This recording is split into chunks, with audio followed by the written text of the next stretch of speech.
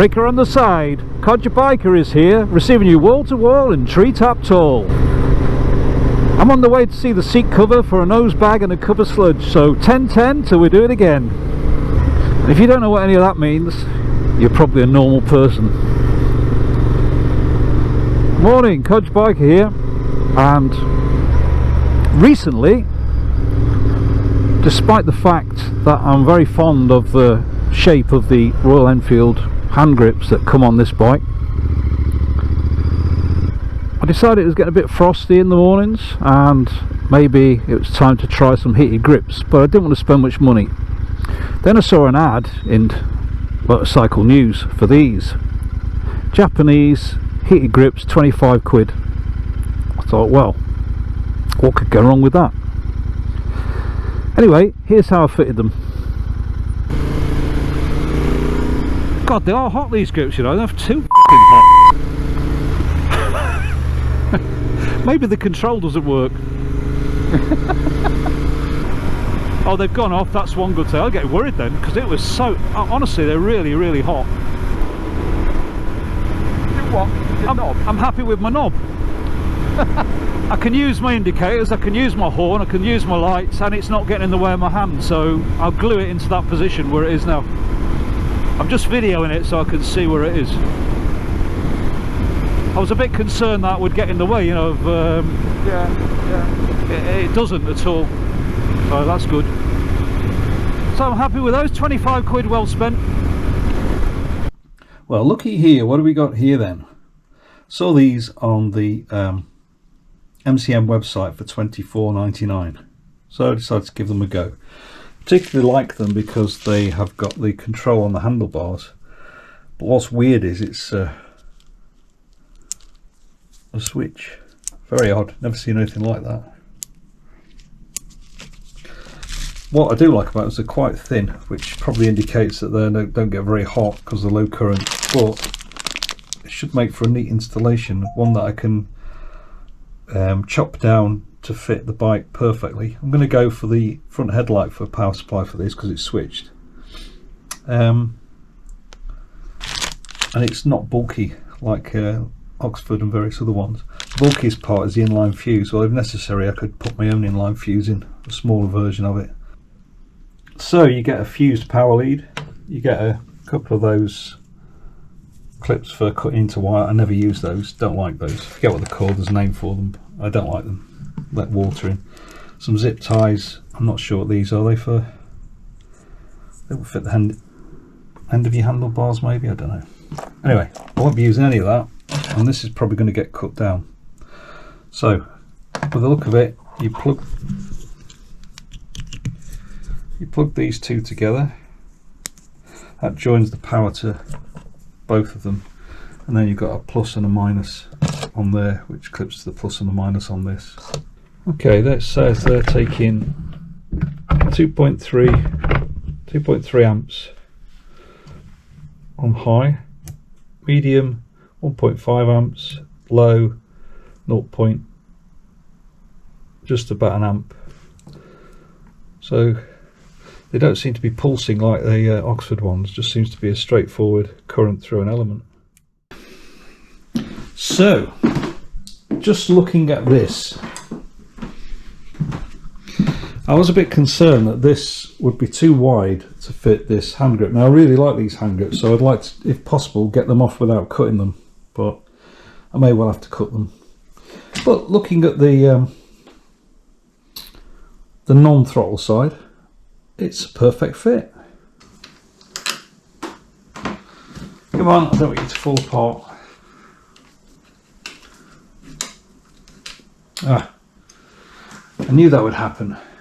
I haven't got anything to eat yet. You have to wait. Yeah, not time. Let's get this this grip off. There's a hole there. Look. Well, look, that's held in with a screw. That's interesting. I've seen that before. There's a screw there. Not only is there a screw holding that grip on, but it's a Torx screw.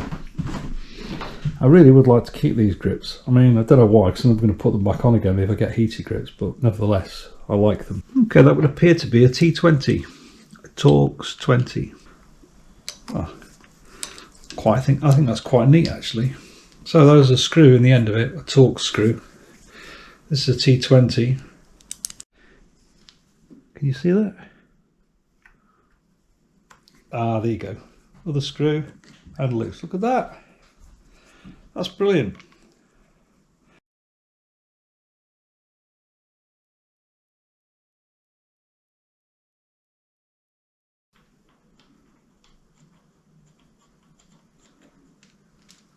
I don't know if you can see that, but on the end of it, it's got teeth to grip the rubber, and the rubber wraps over it. So it's quite a neat design.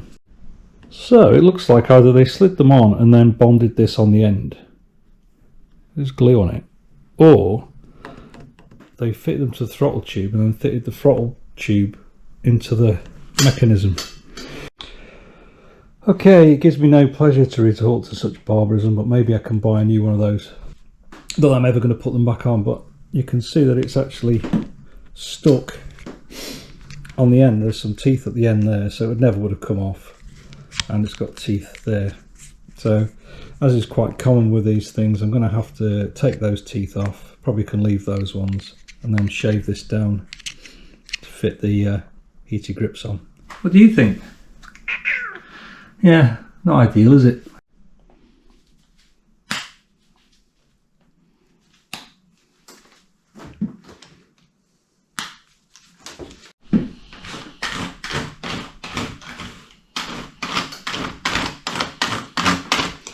At least it's quite soft.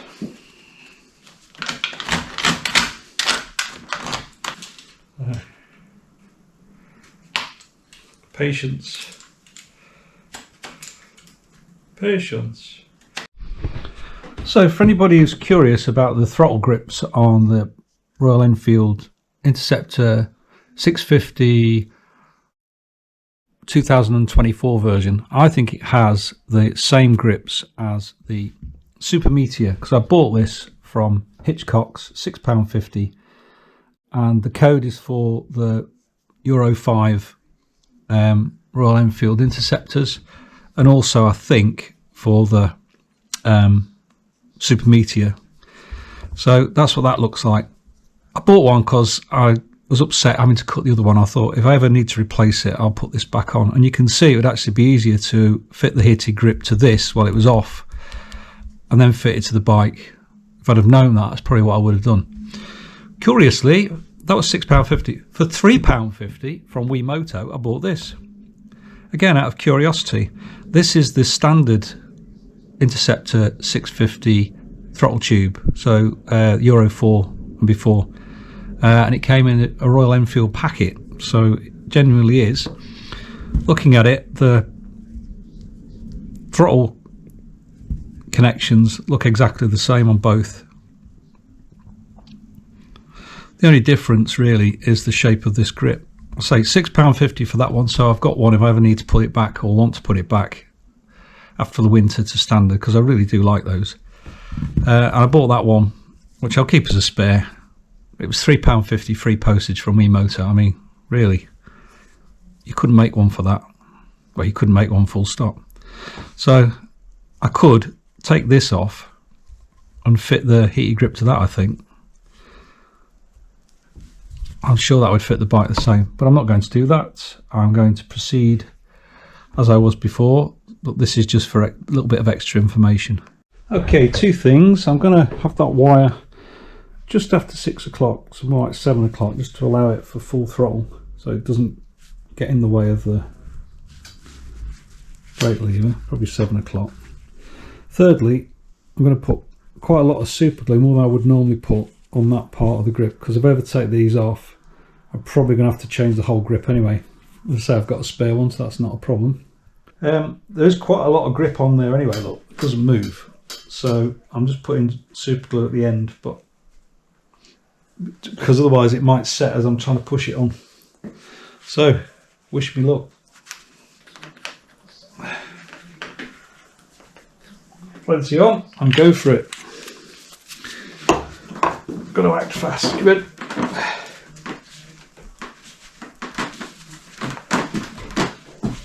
That's good. That's good. 7 o'clock.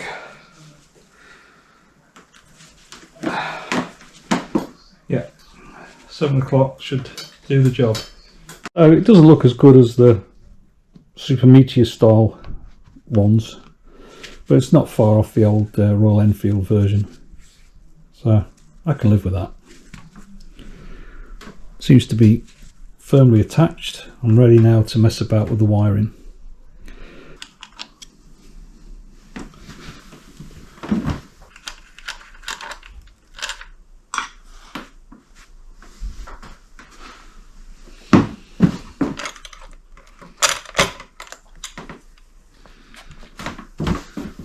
Okay, right, so looking inside, there's the wire for the throttle side.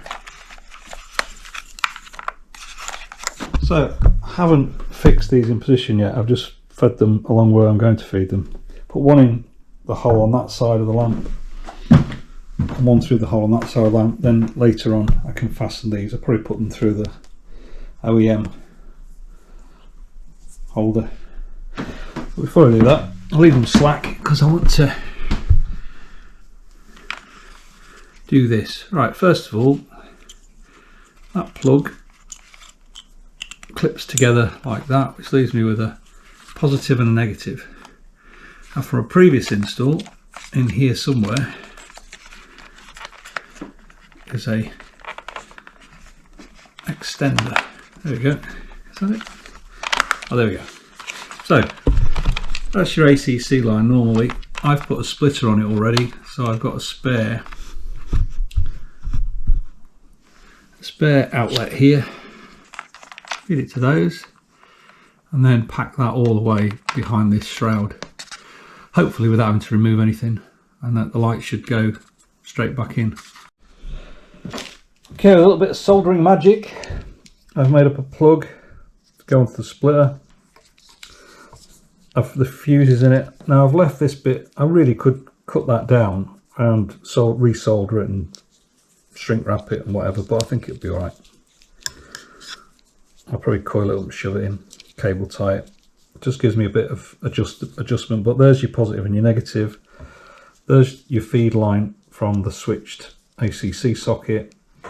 I'm sure the ACC socket's probably capable of 10 amps. You'd have to check that. Don't quote me, I don't know. Usually it's 10 amps.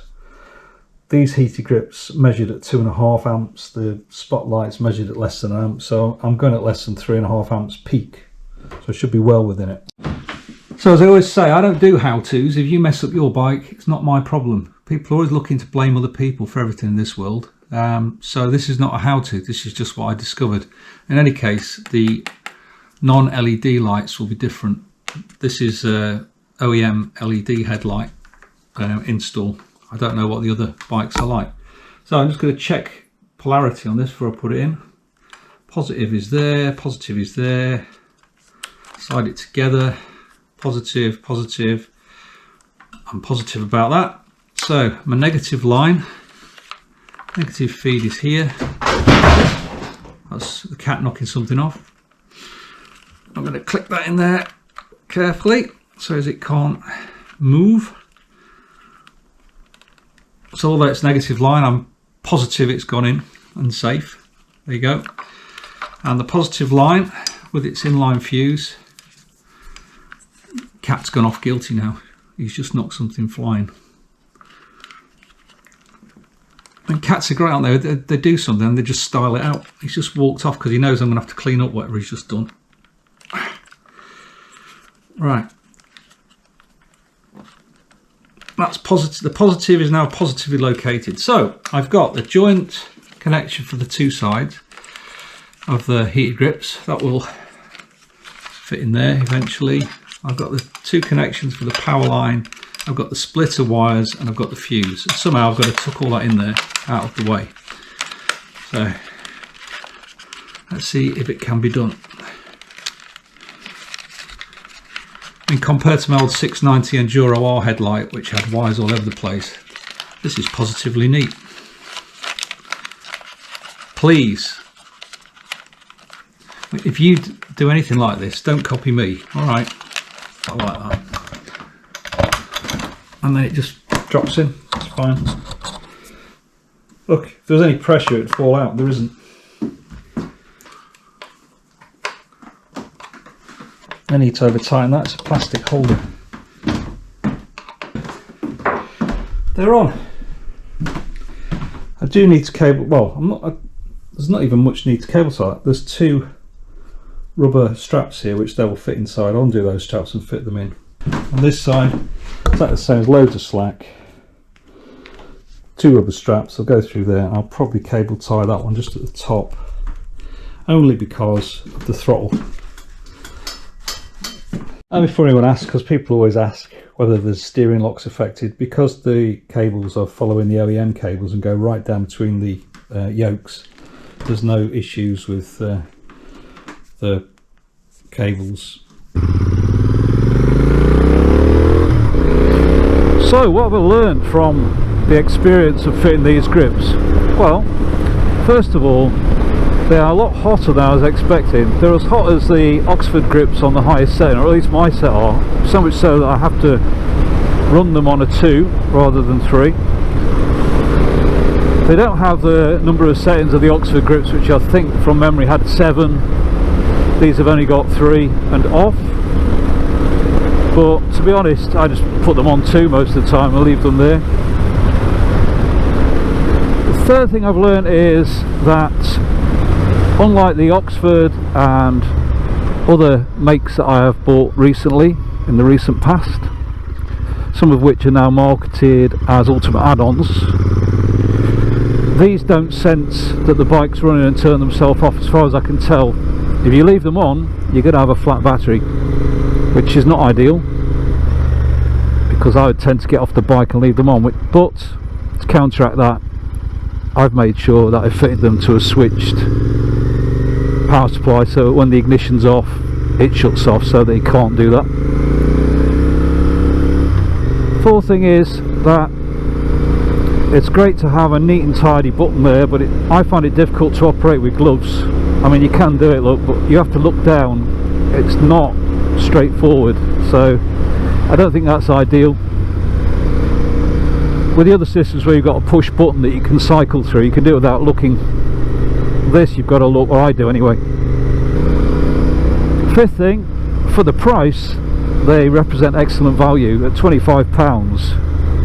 Yeah, I mean, you can't go wrong really. The Oxford Pro ones that I was looking at are 200 quid, so you could in theory buy 8 sets of these for 1 set of those Oxford ones, and I don't think Oxford ones would be any hotter, but they are a bit more sophisticated. I think the last thing, the 6th thing that I've learned is, if you've got the Euro 5 bike, or even if you haven't, I think I would buy the hand grip from the pre-facelift bike, which I got for £3.50 delivered, and I would fit the heated grip to that grip off the bike, and then undo that, disconnect the throttle cables and slot the new heated grip in that way. Much less hassle. It's doing it on the bike's possible, but it's quite soft plastic this, and you shave it down and, you know, I don't know, flicks back fine, everything seems to be fine, but I would have been more comfortable to have fitted that onto the throttle tube off the bike and then fitted the cables to the throttle tube, which wouldn't be a big job. And as I say, £3.50 I got a throttle tube for that delivered, the old-fashioned style. On this side, dead easy. The original hand grip was held in with screws, just took the screws out and it slid off. I've put a bit of Gorilla Glue on the end of there to stop it moving, which seems to work fine. So just to reiterate, we have off 1, 2, 3. 3 is very hot. I was surprised how hot they are. When I tested them off the bike, it was an old 12-volt battery.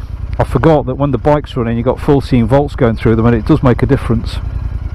There's a 5-amp fuse in it, so hopefully nothing can go wrong.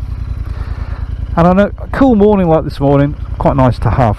So definitely worth 25 quid, but with the caveat of the things that I've just said. And obviously this is not a how-to, it's just what I've discovered.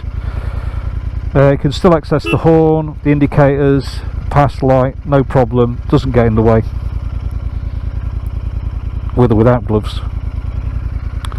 Well, it doesn't get in the way for me anyway. So, listening to the glorious sound of my Interceptor 650, I wish you good morning. I'm off to ride around for a bit, just for the hell of it. 10:10 till we do it again. Codge Biker is out.